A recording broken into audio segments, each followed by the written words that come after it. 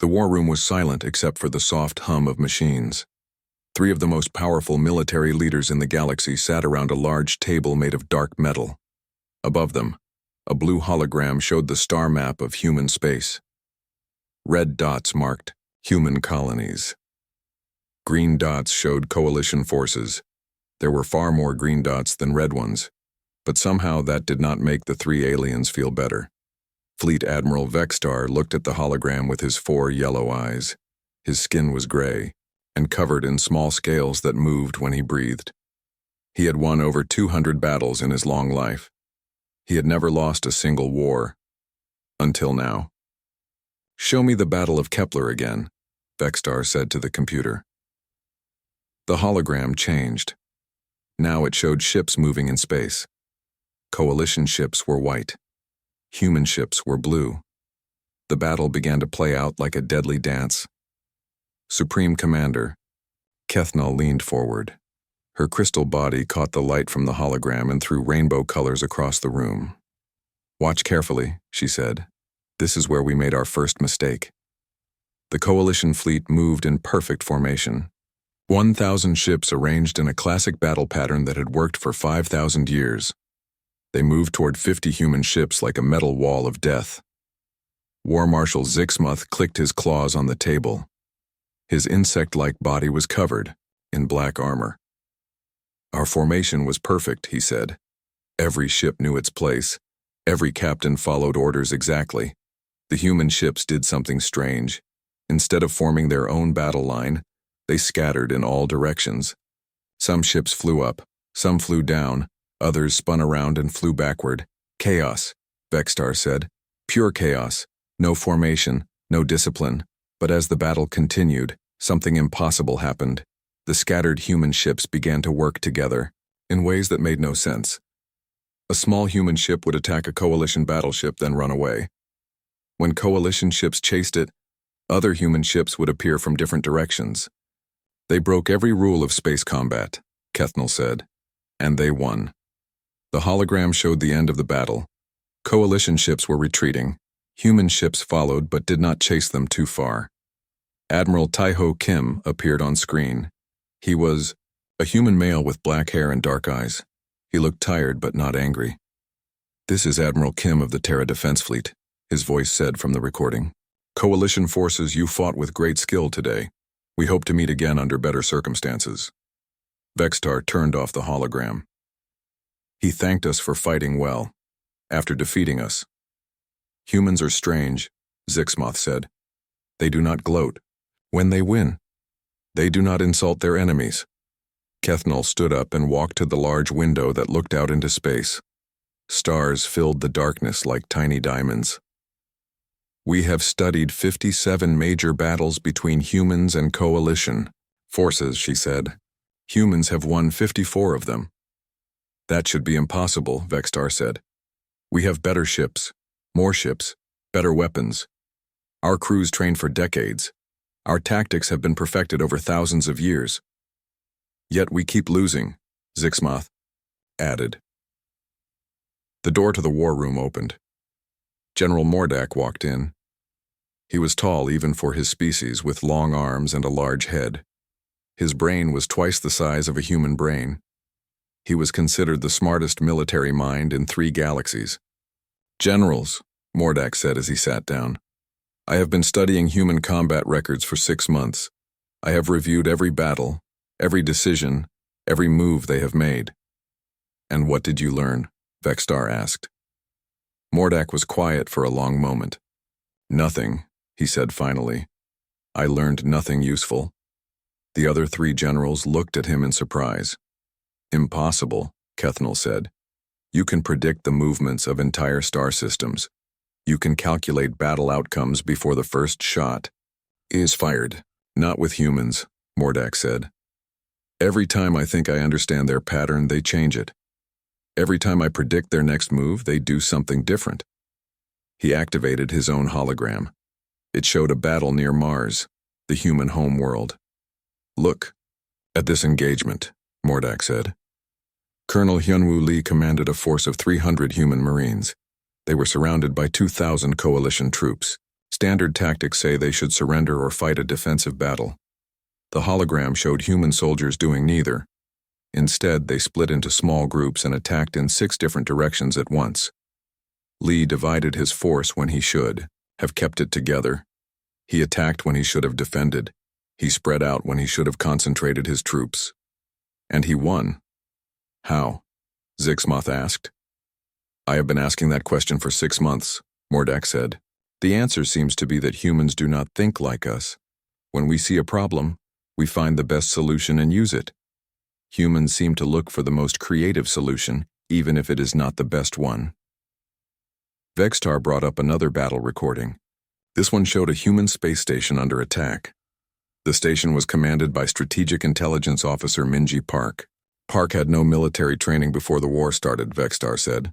She was a translator, but look what she did. The recording showed coalition ships surrounding the space station. Park did not try to fight them directly. Instead, she began broadcasting in 17 different alien languages. She was telling jokes. Jokes, Kethnel said. In the middle of a battle, she told jokes. The coalition crews began laughing. Vextar continued. They stopped paying attention to their duties. Park used that moment to launch escape pods filled with civilians. By the time coalition forces realized what was happening, most of the humans had escaped. She used humor as a weapon, Zixmoth said. Who thinks of such things? Mordak nodded. This is what I mean. We plan for enemy attacks, enemy retreats, enemy tricks. We do not plan for enemy jokes. The 4 generals sat in silence for several minutes. Outside the window, coalition warships filled the space around them. Millions of soldiers waited for orders. The largest military force in galactic history was ready to attack. We have one advantage, Kethnel said finally. Numbers. We have 10,000 ships for every human ship, 1 million soldiers for every human soldier. Numbers did not help us before, Vextar reminded her. Because we fought them in small battles, Zixmoth said. This time will be different. This time we attack Earth directly, all of our forces at once. They cannot trick their way out of that. Mordak looked worried. I am not so sure. Every time we think we understand human limits, they prove us wrong. Then what do you suggest? Vextar asked. We study them more carefully, Mordak said. We learn how they think. We understand their methods before we attack. We have been studying them for 2 years. Kethnel said. How much more time do we need? I do not know, Mordak admitted. But I do know this. Every general who has underestimated humans has lost. Every battle commander who thought humans were simple has been defeated. Maybe the reason we keep losing is that we are asking the wrong questions. What questions should we ask? Zixmoth wanted to know. Mordak looked at the star map again. Earth glowed like a small blue jewel in the center of human space. Instead of asking how to defeat humans, he said slowly, maybe we should ask why humans are so hard to defeat. Instead of trying to beat them, maybe we should try to understand them. The other generals considered this. It was not the kind of thinking that came naturally to military minds. Very well, Vextar said at last. We will delay the final attack. We will study human methods more carefully. But this delay will not last forever. The coalition expects results. How long do we have? Mordak asked. 1 month, Vextar said. In 1 month we attack Earth with everything we have. If you can find a way to predict human behavior by then, we might actually win this war. Mordak nodded. 1 month to solve a puzzle that had been confusing the best minds in the galaxy for years. 1 month to understand an enemy that seemed to have no pattern at all. As the meeting ended and the generals left the war room, none of them noticed the small communication device hidden in the corner. None of them knew that communications specialist, So-Young Choi, had been listening to every word they said. The humans knew the attack was coming, and they were already preparing their response. Intelligence analyst Kithris sat alone in her research chamber. Her purple skin glowed softly in the dim light as she worked. Around her, dozens of screens showed battle recordings, tactical data, and human communication intercepts. She had been studying human warfare for 3 days without sleep. Kithris was known throughout the coalition as the best battle analyst alive. She could watch any engagement and predict what would happen next. She could see patterns that others missed. She could understand why armies moved the way they did, but humans made no sense to her. She touched a control and brought up the recording of the Proxima incident. It had happened 2 years ago. Colonel Hyunwoo Lee commanded a battalion of human Marines on a small planet near Proxima Centauri. The planet was supposed to be empty. Coalition forces had bombed it for weeks. Nothing should have survived. But when coalition troops landed, they found 500 human Marines waiting for them. Kithris watched the battle begin. Coalition forces had better weapons, better armor, and 3 times as many soldiers. The humans were trapped in a valley with no way to escape. It should have been over in minutes. Instead, something strange happened. Colonel Lee did not try to hold his position. He did not try to break through coalition lines. He did not even try to fight a normal battle. Instead, he split his forces into tiny groups of 5 or 6 Marines each. Madness. Kithris whispered to herself. You never divide your force when outnumbered. But the small groups of humans began doing things that made no sense. Some groups attacked coalition supply lines. Others rescued wounded coalition soldiers and gave them medical aid. A few groups just sat down and started cooking food. The coalition commander, General Thix, became confused. His tactical computers could not process what the humans were doing. Were they attacking? Were they surrendering?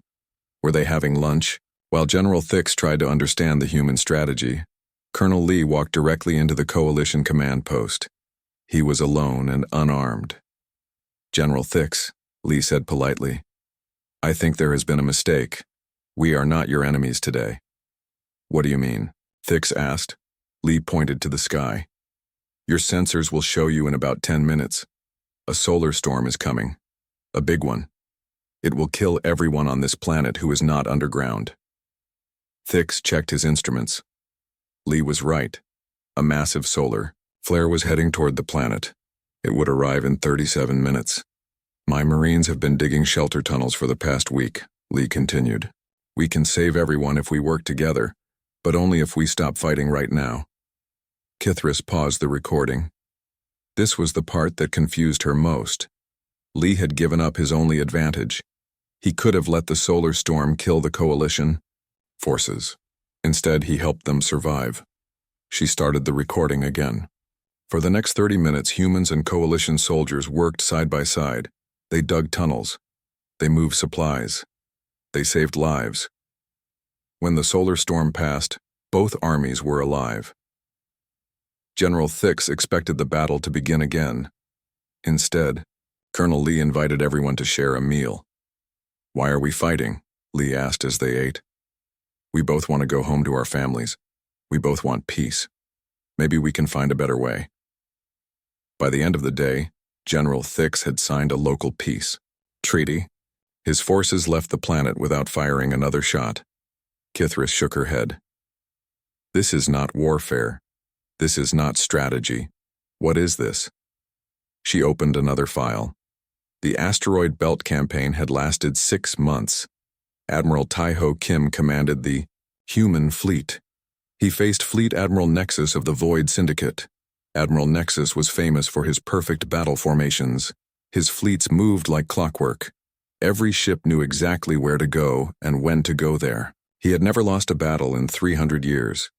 The asteroid belt should have been perfect for Nexus. Lots of cover for his ships. Clear attack routes. Good positions for his preferred tactics. Admiral Kim did something no one expected. He ignored the asteroids completely. Instead, he flew his ships in patterns that looked like ancient Earth sailing ships. His flagship, the Soul, led the formation like an old warship from Earth's oceans. Other human ships followed in a line, just like ships did on Earth's seas hundreds of years ago. Primitive, Kithris said. Space combat is not ocean combat. But Kim's tactics worked. When Nexus tried to use the asteroids for cover, Kim's ships moved like they were fighting on water. They curved around obstacles. They used the solar wind like sailing ships used ocean breezes. Most importantly, Kim's crews understood what he was trying to do. They had studied Earth's naval history. They knew how to work together like sailors on old ships. Nexus's crews did not understand. They were trained for space combat, not sea battles. They kept making mistakes because they expected Kim to fight, like a normal space admiral. The campaign ended when Kim somehow trapped Nexus's entire fleet between two large asteroids. Nexus had more ships and better weapons, but he was stuck. Kim offered to let him go if he promised to leave human space. Nexus agreed. He had no choice. Kithris moved to the next file. The siege of New Busan was the longest battle in the war so far. Coalition forces surrounded a human city for 37 days. The humans should have starved. Strategic Intelligence Officer Minji Park commanded the defense. She had no military training before the war. She used to work as a teacher on Earth. Park did something that no military academy in the galaxy taught. Every day of the siege, she changed her entire strategy. On day 1, she fought like a traditional defender. On day 2, she used guerrilla tactics. On day 3, she tried to negotiate. On day 4, she attacked. The coalition commander, War Marshal Krex, could not predict what Park would do next. His computers kept calculating the wrong responses because Park never repeated herself. She is learning, Kithris realized. Every day she learns something new and changes her approach. By day 20, Park was using tactics that she had invented herself. She combined ideas from human history, alien military doctrine, and things she made up on the spot. On day 37, something impossible happened. The coalition forces gave up and left. They were not defeated. They were not starving. They were not running out of supplies. They were frustrated. War Marshal Krex sent a message to Park before he left. You fight like no one I have ever faced. I cannot predict you. I cannot counter you. I cannot understand you. This is not warfare. This is art. Kithris sat back in her chair. She had studied hundreds of human battles now. Everyone was different. Every human commander had their own style. Every human unit solved problems in their own way. Other species in the galaxy had perfect military systems. The Altarians always used overwhelming technology. The Crystallines always used superior numbers. The Void Syndicate always used fear and intimidation. Humans used everything, and they used it differently every time. Kithris opened her analysis software. She tried to create a pattern that would predict human behavior. She entered data from every battle. She included information about human commanders, human tactics, human weapons. The computer worked for 6 hours. Finally, it gave her an answer. Pattern, not found, the computer said. Human military behavior appears to be systematically random. Systematically random, Kithris repeated. What does that mean? She thought about it for a long time. Humans were not random by accident. They were random on purpose. They trained to be unpredictable. They practiced being creative. They rewarded officers who thought differently. Every other species in the galaxy tried to perfect one way of fighting. Humans tried to perfect the art of changing how they fought. Kithris realized something that made her feel cold inside. The coalition had been asking the wrong question for 2 years. They kept asking, how do humans fight? The real question was, why do humans keep changing how they fight? And the answer to that question was scary. Humans changed their tactics because they were always learning. They studied their enemies. They adapted to new situations. They evolved their methods every single day. The coalition had spent thousands of years perfecting their military systems. Humans had spent 50 years learning how to break every military system they encountered. Kithris wrote her report for General Mordak. Her conclusion was simple and terrifying. Humans do not have a military doctrine, they have a learning doctrine. They are not trying to fight the perfect battle. They are trying to fight a different battle every time. We cannot predict them because they do not want to be predicted. We cannot counter them because they counter themselves first. She sent the report and waited. General Mordak would not like what she had discovered. The smartest generals in the galaxy were afraid of fighting humans because humans had found a way to make intelligence itself into a weapon. They turned their own unpredictability into their greatest strength. General Mordak stood before the largest computer in the coalition fleet. The machine was the size of a small building. It could calculate the movement of entire star systems. It could predict the weather on 1,000 planets at once. It could solve mathematical problems that would take organic minds millions of years. But it could not understand humans. "Show me the data again," Mordak said. The computer displayed information from 3,000 human battles. Numbers, charts, and graphs filled the air around him. Red lines showed human victories. Blue lines showed their defeats. Green lines showed battles that ended without a clear winner. There were far too many red lines. Mordak had been trying to find a pattern for 2 weeks. He had studied every human commander. He had analyzed every human tactic. He had examined every human decision in detail. The more he learned, the more confused he became. "Computer," he said, "show me the Battle of Europa Station." A hologram appeared. It showed a space battle near Jupiter's moon Europa. Captain Jinwoo Yoon commanded a small human fleet. He faced overwhelming odds against coalition forces. Mordak had watched this battle 50 times. It still made no sense to him. Captain Yoon had 12 ships. The coalition had 60 ships. Standard military doctrine said Yoon should either retreat or try to hold a defensive position. Instead, Yoon did something incredible. He flew his flagship directly at the largest coalition battleship, not to attack it, to ram it. "Suicide attack," Mordak muttered. "Humans use suicide attacks." But that was not what happened.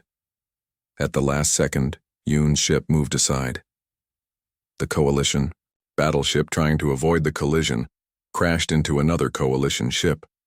While the coalition fleet was confused, Yoon's other ships attacked the supply vessels. Within minutes, the coalition forces had no fuel and no ammunition. "Brilliant deception," Mordak admitted. But watch what happens next. Instead of destroying the helpless coalition ships, Captain Yoon offered to help them. He gave them fuel to return home. He provided medical aid for their wounded. He even invited their commanders to dinner. "Why?" Mordak asked the computer. "Why help your enemies?" "Insufficient data to determine motivation," the computer replied. Mordak opened another file. The Martian rebellion had lasted 8 months. Underground resistance fighters led by Yoonji Song had fought coalition occupation forces. Song had no military training. She was a farmer before the war, but she organized a resistance movement that drove coalition forces off Mars. "Show me how." "She did it," Mordak said. The hologram changed to show the underground tunnels of Mars. Song's fighters lived in caves and abandoned mining shafts. They had old weapons and very little food. Coalition forces had modern equipment, air support, and orbital bombardment capabilities. They should have crushed the resistance in days. Instead, Song turned the entire planet into a puzzle. Her fighters did not attack military targets. They attacked communication lines. They disrupted supply schedules. They changed road signs to point in wrong directions. Coalition soldiers became lost on their own bases. Supply ships delivered food to empty warehouses. Communication systems played old Earth music instead of military orders. "Psychological warfare," Mordak said. She attacked their minds, not their bodies. But there was more. Song's resistance fighters helped coalition soldiers who got separated from their units. They provided medical care to wounded enemies. They even celebrated coalition holidays with captured prisoners. She was kind to her enemies. Mordak realized. She made them like her. By the end of the rebellion, half the coalition occupation force refused to fight.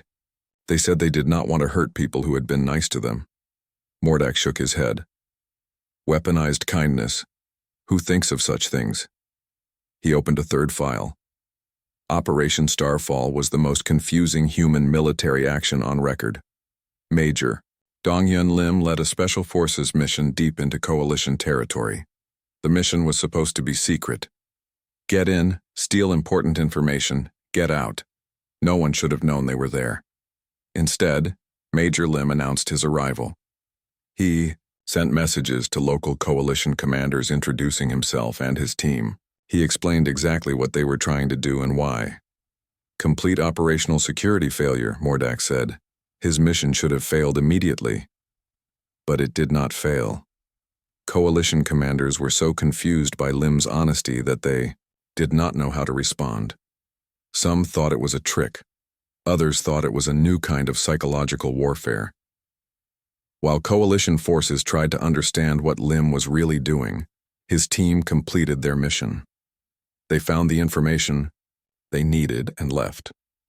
Lim sent thank you messages to the coalition commanders as he departed. He complimented them on their security systems and suggested improvements.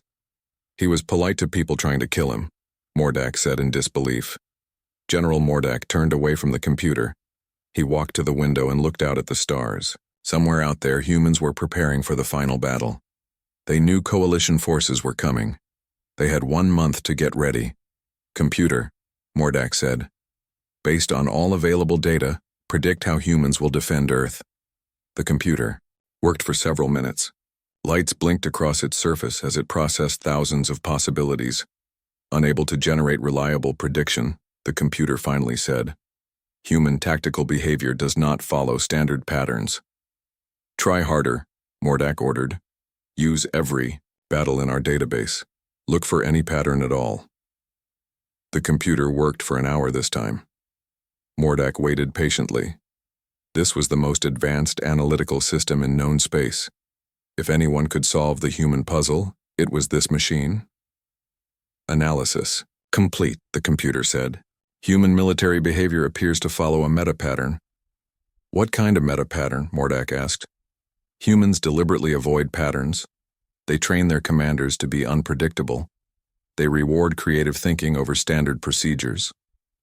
They change their methods specifically to prevent enemies from understanding them. Mordak felt something cold in his stomach.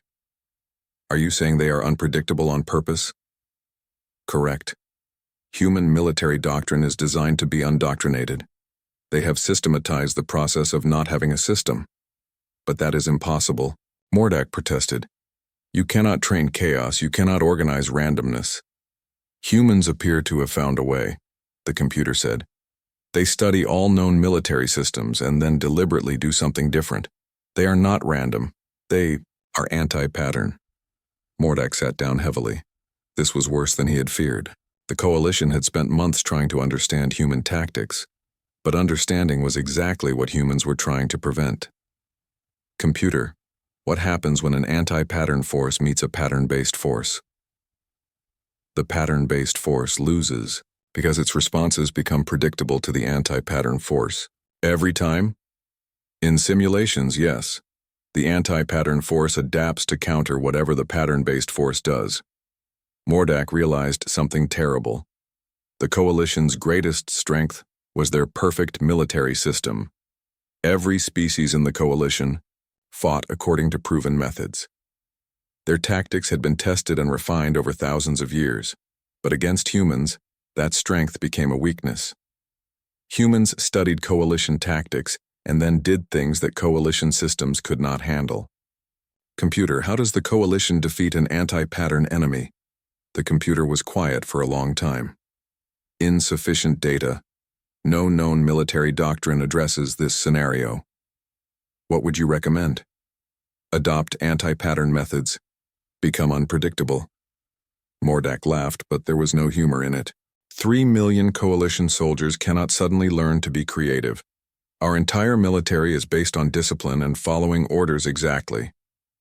Then the probability of coalition victory against human forces is low. How low? 12%, and decreasing as humans learn more about coalition methods. Mordak turned off the computer and left the analysis chamber. He walked through the corridors of the massive coalition flagship. Everywhere he looked, he saw soldiers following procedures, officers checking regulations, and systems operating according to precise specifications. It was beautiful. It was efficient. It was perfect. And it was exactly what humans expected them to do. He found Admiral Vexstar in the command center. Admiral, Mordak said, I have completed my analysis of human military behavior. Excellent, Vexstar said. Now we can predict their moves and plan our attack accordingly. No, Mordak said quietly. We cannot predict them. That is exactly the point. They have made themselves impossible to predict. Vextar's 4 eyes focused on him. Explain. Humans do not fight to win battles, Mordak said. They fight to make battles impossible to understand. They turn confusion itself into a weapon. That makes no sense. It makes perfect sense, Mordak replied. If your enemy cannot understand you, your enemy cannot defeat you. Humans have weaponized mystery itself. Admiral Vextar was quiet for a moment. Around them, coalition officers worked at their stations. Everything was orderly and controlled. What do you recommend? Vextar asked finally. Mordak looked out at the stars where Earth waited. I recommend we learn to be afraid, he said. Because fear might be the only rational response to an enemy we cannot comprehend. The final battle was coming, and for the first time in his long military career, General Mordak was not sure the coalition could win. Admiral Vextar stood before the Coalition War Council. The massive chamber held 200 of the most powerful military leaders in the galaxy. They had come from across space to hear his plan. We cannot wait any longer, Vextar announced. Our computers cannot predict human behavior. Our analysts cannot understand human tactics. But we still have one advantage: numbers. War Marshal Zixmoth leaned forward. What do you propose? A test, Vextar said. We attack one human outpost with overwhelming force. We study how they respond.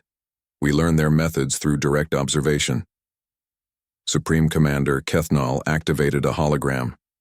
It showed a small space station orbiting Saturn's moon Titan. Titan base, she said. 50 human defenders. We can attack with 500 ships. The odds are 10 to 1, Zixmoth noted. Even humans cannot overcome such numbers. General Mordak looked worried. I do not think this is wise. Every time we have underestimated humans, we have lost.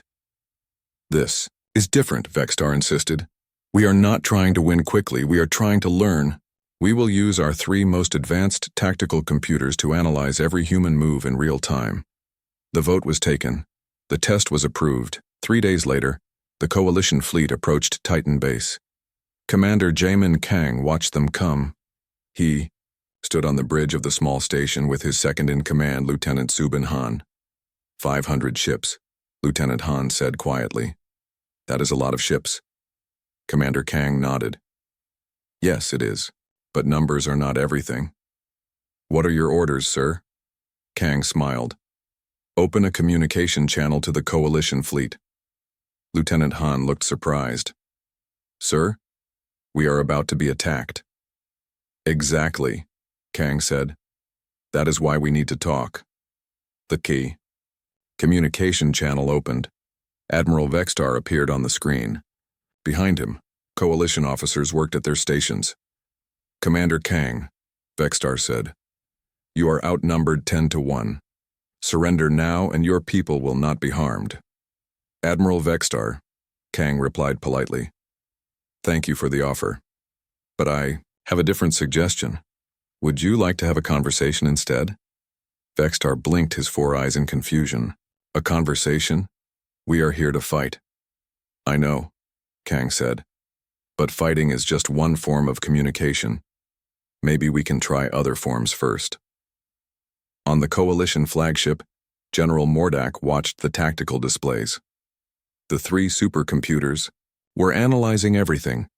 They were trying to understand what the humans were planning.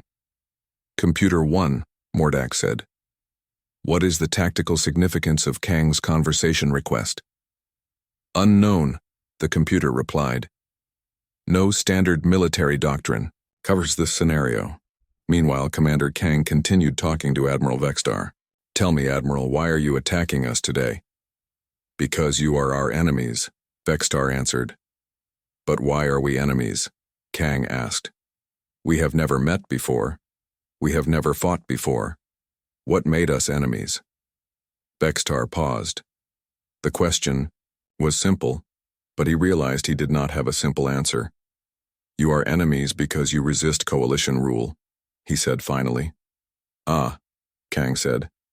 And why do we resist coalition rule? Because you want to remain independent. Yes, Kang agreed. We want to choose our own path. Does that make us bad people? Lieutenant Han whispered to her commander. Sir, long-range sensors show coalition ships moving into attack positions. See them?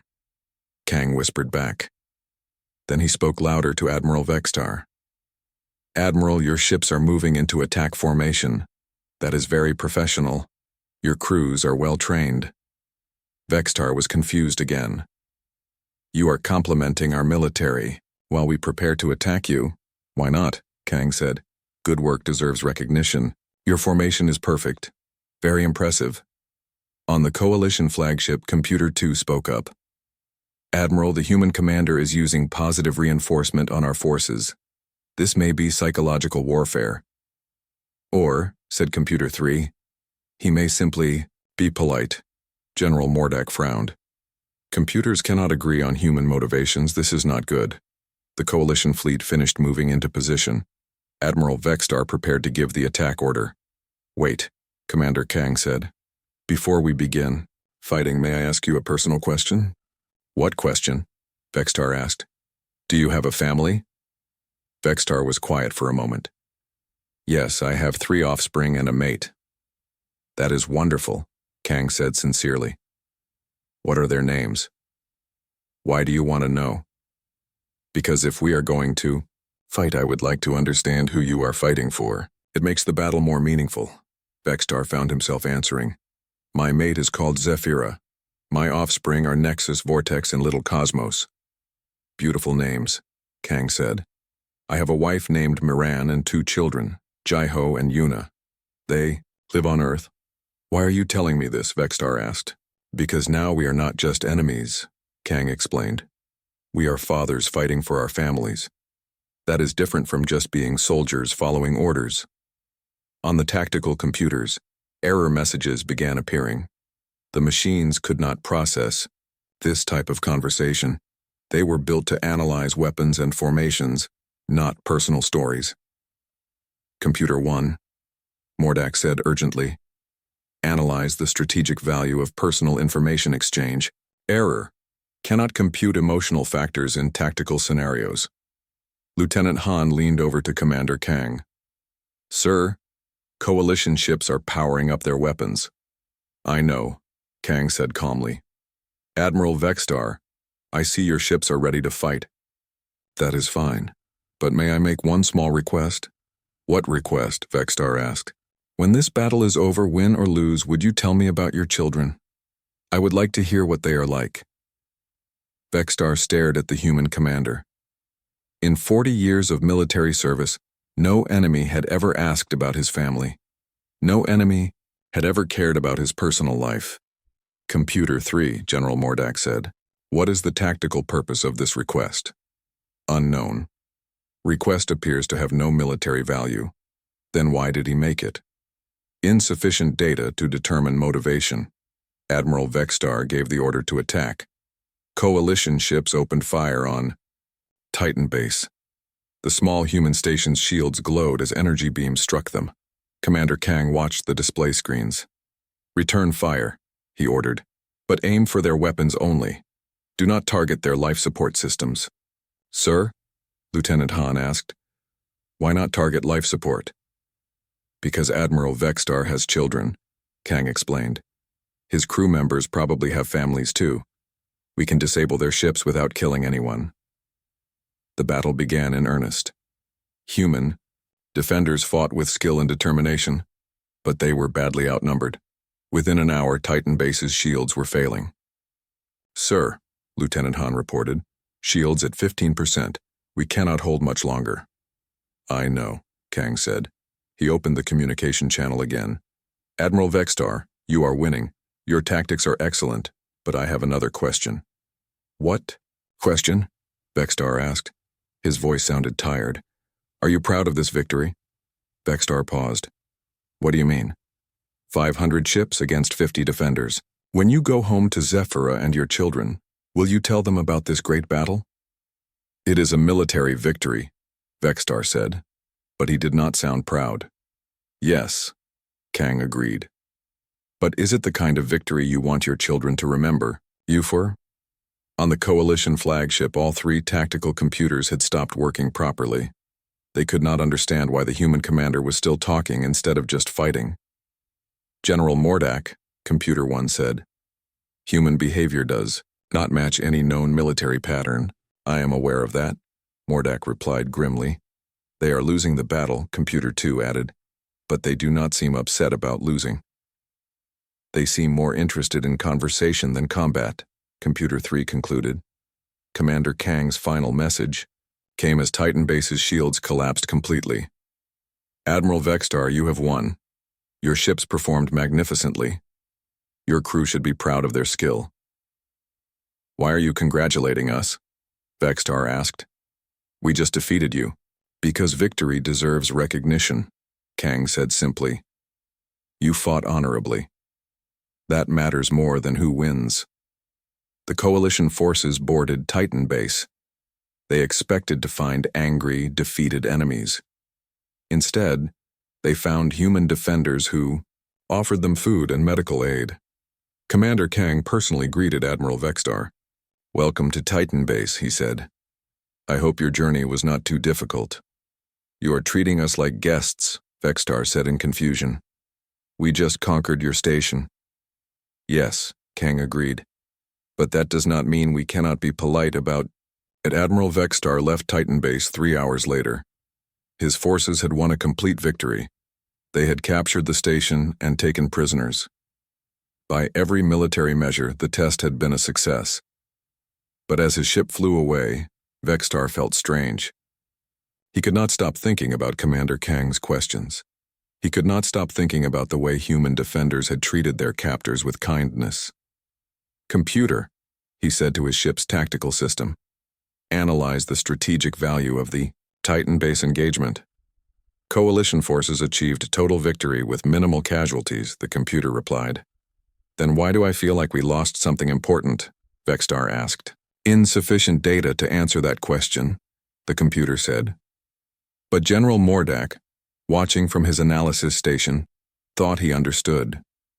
The humans had not been trying to win the battle. They had been trying to win something much more difficult. They had been trying to win hearts and minds. Fleet Admiral Vextar could not sleep. He walked through the empty corridors of his flagship at 3 a.m. The ship was quiet except for the soft hum of engines and the distant sounds of night watch crews. He kept thinking about Commander Kang. The human had lost the battle at Titan Base, but somehow Vextar felt like he was the one who had been defeated. Vextar entered his private office and activated his personal computer. He pulled up the recording of his conversation with Kang. "Do you have a family?" Kang had asked. Such a simple question. But it had changed everything. For 40 years, Vextar had been a professional soldier. He fought battles, won victories, and followed orders. He had never thought about the personal lives of his enemies. He had never wondered if they had families waiting for them at home. Now he could not stop thinking about it. "Computer," Vextar said, "show me personnel files for the human defenders at Titan Base." Pictures appeared on his screen. Commander Jaemin Kang with his wife Miran and their 2 children. Lieutenant Subin Han with her parents and younger brother. 50 humans, each with their own story, their own family, their own dreams. They were not monsters. They were not evil. They were just people who wanted to live free. "Why are we fighting them?" Vextar asked the empty room. The next morning, the Coalition War Council met to plan the final attack on Earth. 2 million ships waited in formation. The largest military force in galactic history was ready to move. Admiral Vextar sat quietly, as other commanders discussed strategy. War Marshal Zixmuth wanted to destroy all human ships immediately. Supreme Commander Kethnal preferred a long siege. General Mordak suggested more study and preparation. "Enough debate," Zixmuth declared. "We attack Earth in 72 hours. We end this war once and for all." "Wait," Vextar said quietly. The room fell silent. Everyone looked at him. "I have been thinking about our conversation with Commander Kang," Vextar continued.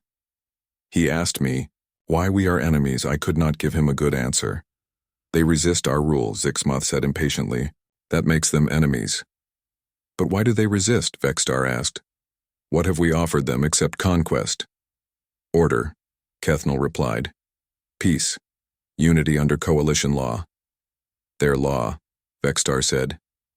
Not ours. We never asked them what they wanted. General Mordak nodded slowly. The humans have been trying to tell us something. We have been too focused on defeating them to listen. Listen to what? Zixmoth demanded. Before anyone could answer, alarms began sounding throughout the ship. A communications officer rushed. Into the chamber, admirals, the officer said breathlessly. We are receiving a transmission from Earth, from Admiral Taeho Kim himself. Put it on screen, Vexstar ordered. The hologram activated. Admiral Kim appeared, standing on the bridge of his flagship. He looked calm and confident. Behind him, human officers worked at their stations. Admiral Vexstar, Kim said. Admiral Zixmoth, Admiral Kethnal, General Mordak. I greet you all. How do you know our names? Zixmoth asked suspiciously. Kim smiled. We have been listening to your communications for months.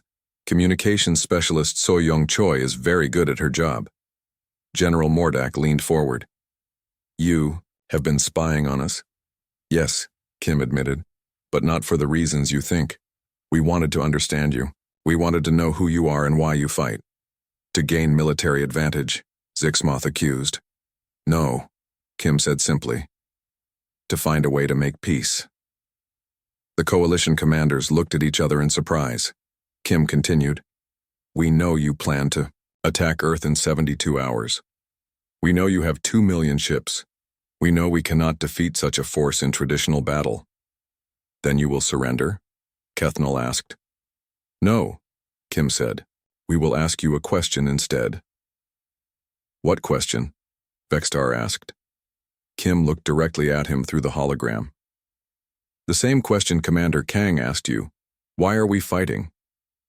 Because you resist our authority, Zixmoth answered automatically. But why do we resist? Kim pressed. What is it about coalition rule that makes us willing to die rather than accept it? The room was quiet. None of the coalition commanders had a ready answer. Kim waited patiently. Then he spoke again. May I tell you about Earth, Admiral Vexstar? What? About it? Vexstar asked. Earth has 7 billion people. They speak 800 different languages. They have thousands of different cultures. They worship in 10,000 different ways. They disagree about almost everything. Chaos, Zixmoth muttered. Yes, Kim agreed. Beautiful chaos. And somehow all these different people learned to live together. Not because someone forced them to, because they chose to. Strategic Intelligence Officer Minji Park appeared next to Admiral Kim on the screen. Admiral Zixmoth, she said. Your people value strength and discipline, that is admirable. Admiral Kethnal, your people prize logic and efficiency, also admirable. General Mordak, your people seek knowledge and understanding. These are good things. What is your point? Kethnal asked. Our point, Kim said, is that the galaxy is big enough for all of us, strong enough for our differences, rich enough for many ways of life. The coalition brings order, Zixmoth insisted. Whose order? Park asked. Your order imposed on everyone else, that is not unity. That is conquest. Colonel Hyunwoo Lee stepped into view. I fought at Proxima. I helped coalition soldiers survive a solar storm. Do you know why? Tell us, General Mordak said. Because they were people, Lee said simply. People with families, people with dreams, people who wanted to go home, just like us. This is sentiment, Zixmoth said dismissively. War is not about feelings.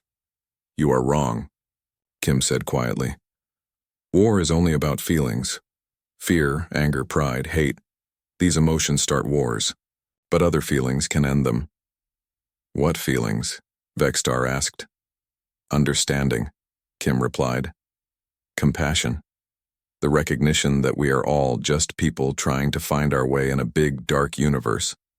Communications specialist So Young Choi appeared, on screen. Admiral Vexstar, you asked Commander Kang why he congratulated you for winning. I can answer that question.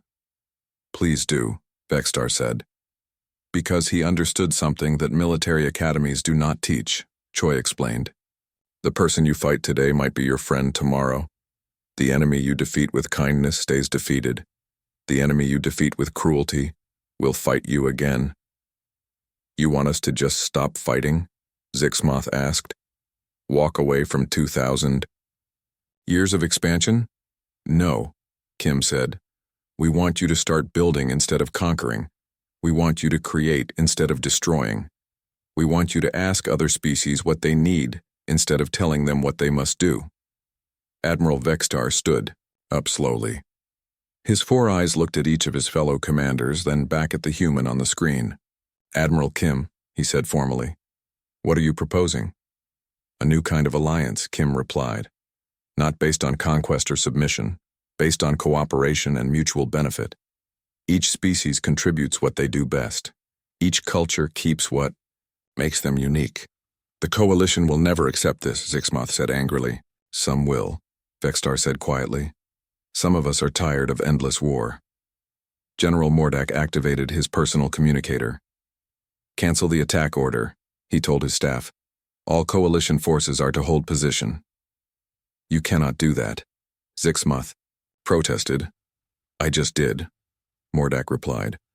I want to hear more about this alliance. Over the next 6 hours, human and coalition leaders talked. They discussed trade agreements instead of battle plans. They shared stories about their home worlds instead of military secrets. They talked about their families instead of their weapons. Not every coalition commander agreed to peace. War Marshal Zixmoth and his forces left the fleet and returned to their home territory. But most stayed to listen. Admiral Kim made one final proposal. Let us establish an academy, he said. A place where young people from all species can learn together. Where they can study each other's cultures and sciences.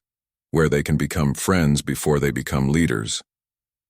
You want our children to learn human unpredictability? Kethnal asked. We want your children to learn that different does not mean wrong, Kim replied. We want them to see that the galaxy is stronger when everyone contributes their unique gifts.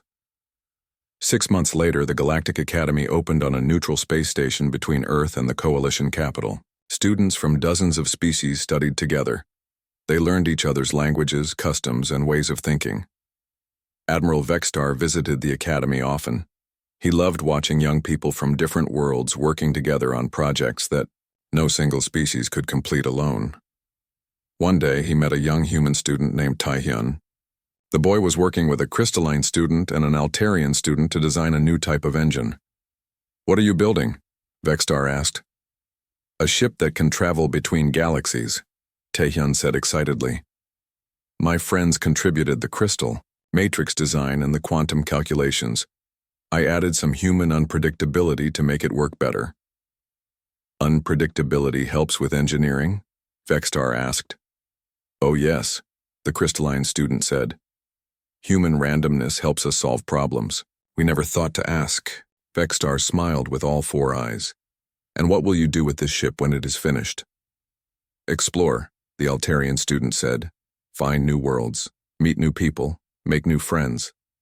That sounds like a good plan, Vextar said. As he walked away, Vextar realized something important. The smartest generals in the galaxy had been afraid of fighting humans because humans fought differently than everyone.